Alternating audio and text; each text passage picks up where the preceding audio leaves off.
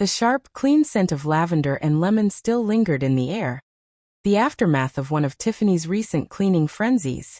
She'd been like that a lot lately, scrubbing, dusting, polishing, like she was trying to erase something, conceal it beneath spotless countertops and crisp linen folds.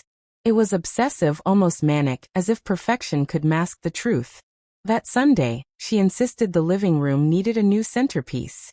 She placed a large, framed photograph on the mantel with a kind of reverence that made my skin prickle. It was of her and some colleagues. My work family, she had called them with a too bright smile.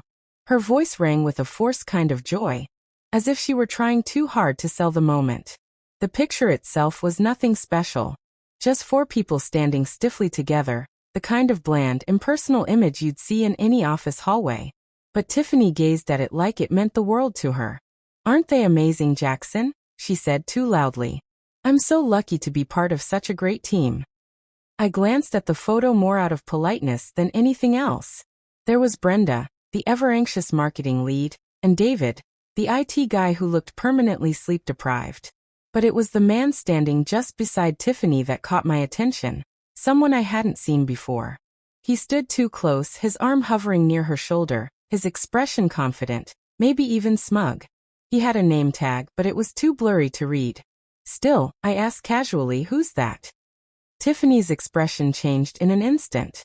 The smile vanished from her face, and something unreadable flickered in her eyes. For a second, she looked almost frightened, like I'd touched a nerve. "That's Zane," she stammered, her voice cracking. "He's new. Just joined a few weeks ago." A few weeks ago. That aligned almost perfectly with when she started staying late at the office more frequently. When she began turning away from me at night, claiming exhaustion.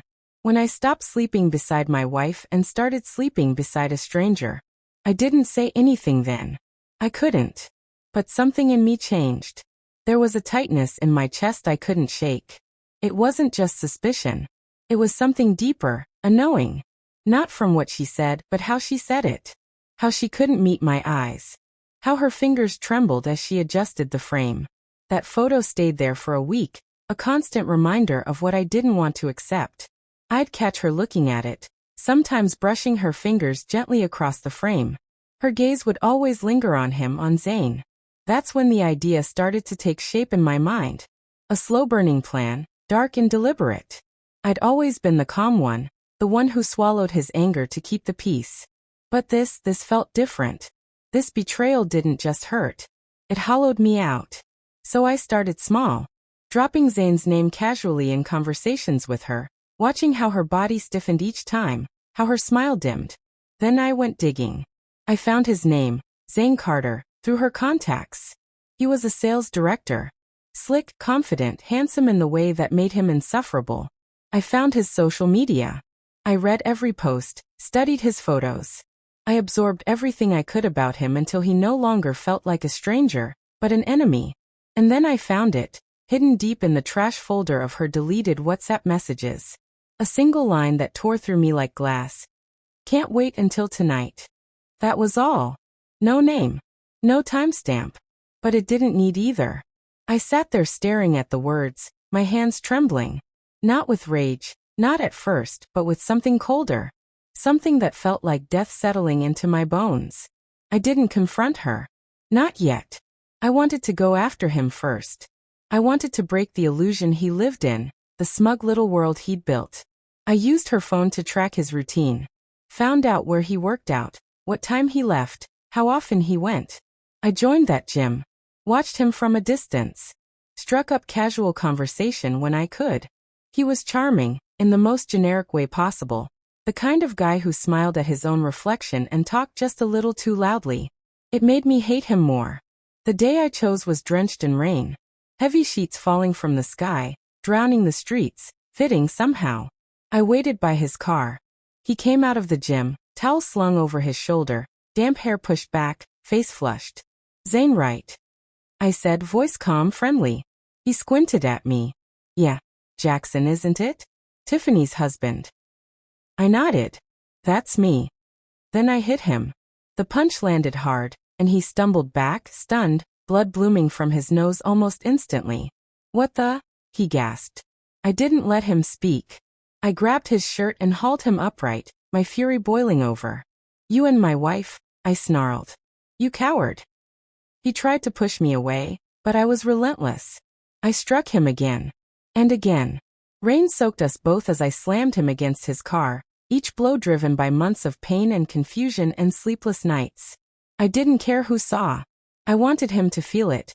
Not just the pain, but the fear. By the time I was done, he was barely standing. Blood trickled from his mouth, and his eyes were wide, terrified. I stood over him, breath ragged, soaked to the bone. Stay away from her. I said, my voice low. Stay the hell away from my life. I turned and walked away, leaving him crumpled on the pavement like discarded trash. The next day, I walked into Tiffany's office. It was lunchtime. She looked up, startled, guilt written all over her face. She didn't even try to pretend. You know, she whispered. I didn't respond. I just reached for the framed photo on her desk, the same one I'd seen on our mantel. Without a word, I slammed it against the desk's edge. The glass shattered, splinters flying. The picture slipped from the frame, torn down the middle. Zane's face was mangled in the rip. I'm done, I said coldly. Keep your job. Keep your lies. Just don't ever speak to me again. I dropped the wrecked frame onto the floor and walked out without looking back. That night, I packed a bag. Just the basics. I found a small apartment across town, nothing special, but it was mine. A blank page. I had lost Tiffany, yes. But what I gained was something heavier, yet cleaner. A strange kind of peace. The crushing weight on my chest was gone.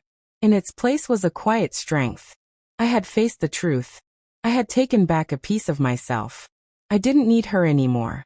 Didn't need the betrayal, the pretend smiles, the gaslighting. I was alone now. But I was free. And for the first time in months, that felt like enough.